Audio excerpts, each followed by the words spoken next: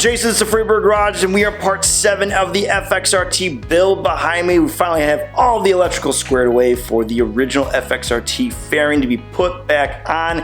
Used to be an FXRS style with the bullet style headlights, 2-wire, and I realized a bunch of stuff since the episodes have passed by. One, after going through all the diagram, racking my head why the front turn signals are always on. It is the only class of the FXRTs where there is a 3-wire on the turn signals, making it so that there is always a consistent running light on the front end. Didn't know that until going through the wire diagram. Was just thinking that I was doing it wrong, but that is what is correct. I took off a 2-wire because they rigged it to be a 2-wire. So that's all squared away. The other part I noticed was the turn signal module. Well, in 88, they didn't have a turn signal module. I found that out because my 92 has one, and going through the book, they actually switched that in 1991 to actually have a module in the back. So the way these turn signals work, you just hold them down, let go, and then they're off. That's as simple as it is. And the one side, when I was doing this, it wasn't working in the rear, and I was trying to figure out why was my turn signals in the rear. Was it balanced? That's not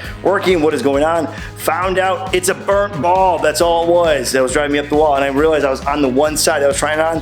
The burnt bulb was, not working. So that'd be on our left side. The right side, if you hit it, of course it works. So all it was a bulb. The whole system works now. Stoked about that. So we're good to rock on the electrical, and then we're gonna put that aside because I got to do some other work cleaning up on the FXRT fairing. We'll get all back into that. Now, the real fun stuff. We're gonna get into the motor. That's the deep heart of this bad boy, the Evo motor. It's got a leak. I showed that in the first episode, second episode, whatever it was, part of this series. And I could put it all back together, put the S&S carb in, be fine with it. But that just wouldn't feel right because we have a leak. Everything's off. Let's get done and tear it apart. We're gonna start off by draining the oil. Easy hose on the side. Everything's already torn apart. Drop it down.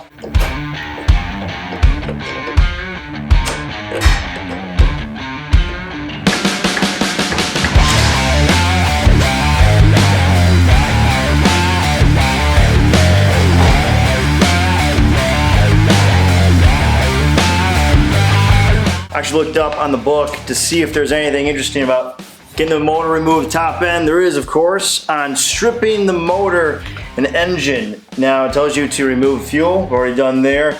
Get rid of the carburetor, already done there. And now we're gonna move on to removing the upper cylinder head stabilizer from the frame cylinder head bracket, and just do not loosen the jam nuts. They want you to remove everything. So essentially everything up here, the boss system, we're gonna get this all taken off.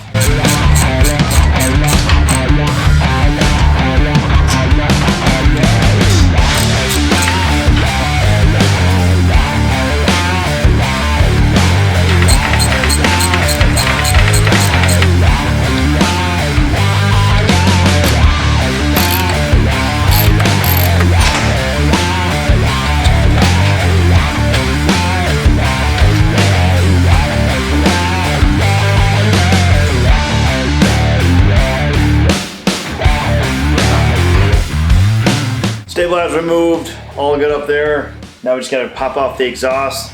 Hopefully we don't snap any studs.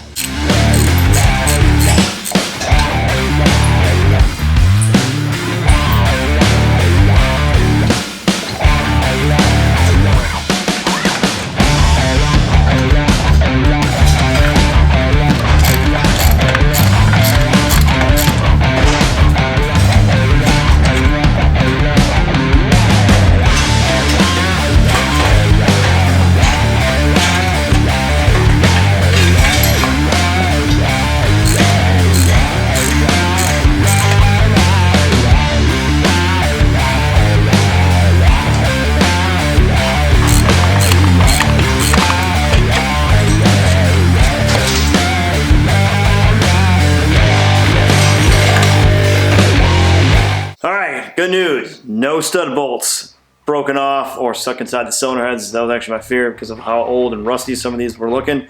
Came off real smooth, a little too loose on some ends, but worked out all right. So now we're gonna hop on the cylinders, start ripping them off.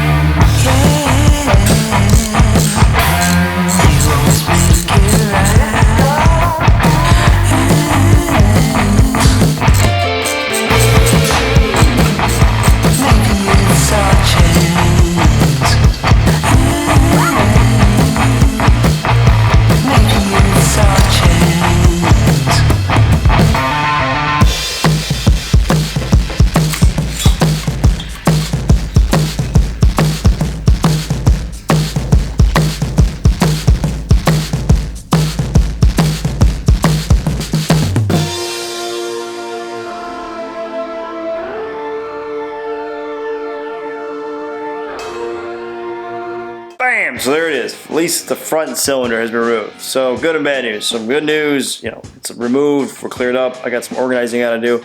I wanna get to the second one, but I know I gotta drop the mount. The reason why I stopped is because I'm starting to get a lot of parts everywhere and I need to get stuff organized. And I gotta be able to get these videos out to the Sunday, so by the time you guys see them, so I gotta do a bunch of editing this week on just this alone.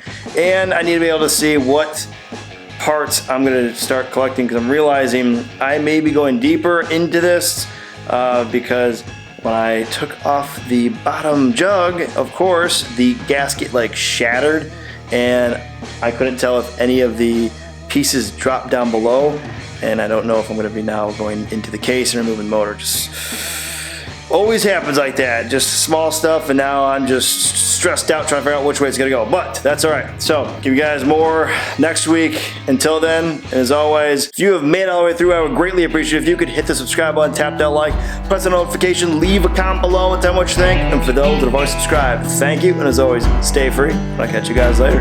Peace.